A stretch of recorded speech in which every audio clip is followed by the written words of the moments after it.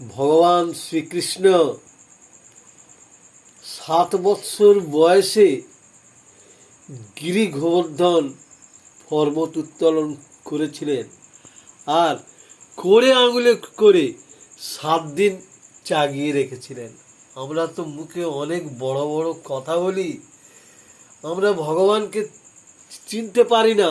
ভগবানের যে অসীম শক্তি, সেই শক্তি কিন্তু আমরা কেউ অনুভব করতে পারি না। আমরা ভগবানের নামে নানা রকম নিন্দা করি। কোনো মানুষ আছে 7 দিন শুধু হাতটা 7 দিন চাগিয়ে থাকবে?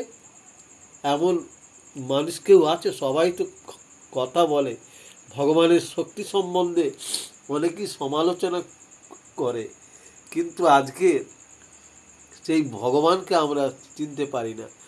উনি 6 দিন বয়সে পুতনা রাক্ষসী বধ করেছিলেন, অঘাসুর, ধেনুকাসুর, এইভাবে সবাইকে বধ করেছিলেন। সেই অসীম শক্তি ভগবান